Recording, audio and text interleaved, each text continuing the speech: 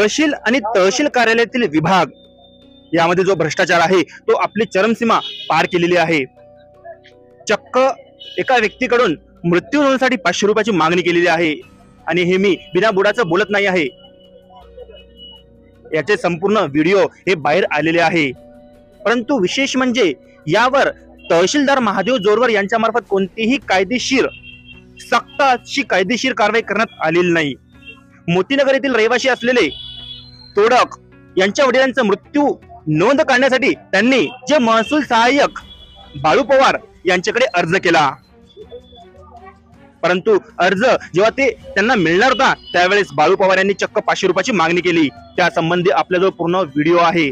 जेव्हा हे प्रकरण तहसीलदार महादेव जोरवर यांच्याकडे गेले तेव्हा त्यांच्या मार्फत पूर्णतः या विषयावर चुप्पी साधण्यात आली। विशेष म्हणजे जेव्हा तहसीलदार मार्फत बाळू पवार यांना विचारण्यात आलं की खरंच तू पैसे घेतले का, तेव्हा हा व्यक्ती हा अधिकारी छाती ठोकून सांगतो की हो मी 500 रुपयाची मागणी केली, मी 500 रुपयाची मागणी केली। म्हणजे तहसीलदार एवढ्या मोठ्या पदासमोर एक छोटा कर्मचारी छाती ठोकून सांगतो की मी पैशाची मागणी केली, म्हणजे कुठेतरी तहसीलदार साहेब यांना सुद्धा त्याचा वाटा जातो की काय, हाही सर्वात मोठा प्रश्न इथे उपस्थित होतो। अशाच अधिकारी कर्मचाऱ्यांमुळे कुठेतरी तहसील कार्यालय बदनाम आहे। एक सामान्य व्यक्ती जो आपले काम करून घेण्यासाठी तहसील कार्यालयात येतो, परंतु अशा चोरट्या भामट्या अधिकारी आणि कर्मचाऱ्यांमुळे त्यांना नाहक असा त्रास सहन करावा लागतो।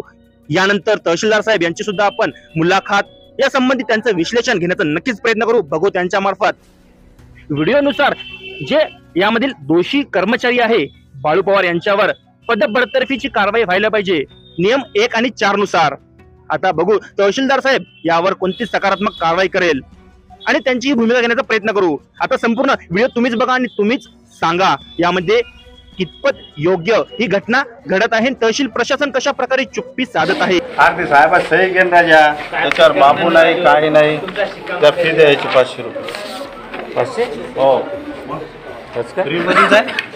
हा फ्री मध्ये आहे। मग गेलता नाही कस्टमर यार, तुम्हाला सांगितलं होतं ना मागच्या वेळेस।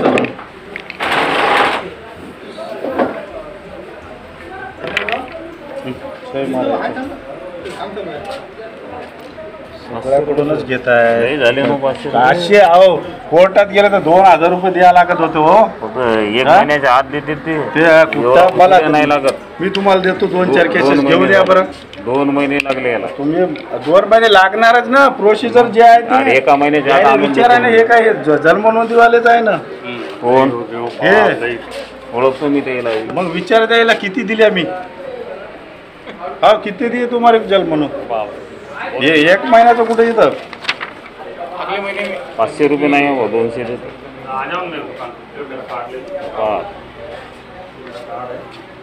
मी बी कर्मचारी जाऊ नगरपालिकेतला, हे असे जे लिडरशिप पण करणार आहे तर लई गेले तुम्ही म्हणाल त्याला विचारा याला विचारा। अहो नगरपालिकेत राहिलं कुठे राहिलं तर विचारा हो। तुमच्या जिथं 2-4 दिलेलं आहे, तुमचे नुसतं प्रमाणपत्राचे 100 रुपये घेत आहे।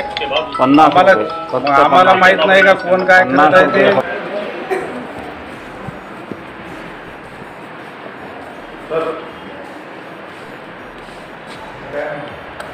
आपल्या बुकिंग जवळून सर 100 रुपये घेत आहे। मी त्याला का ओळखत नाही का? आपल्या बुकिंग ड्रायव्हर जवळ पैसे आपण त्याला आपले कामं जर फ्रीमध्ये करत नसत आपण कशाला यायचे तात्काळ हे करत? हो मागितले सर, मागितले। हो मागितले, मी जाणून बुजून मागितले। काऊन साहेबासमोर जाणून नाही मागितले तुम्ही, प्रत्येक कोण देणार आणा तुम्ही असं का? याच्या आधी बी तुमचं प्रकरण गाजले, पेपरला आलं, प्रिंट मीडियाला आलं।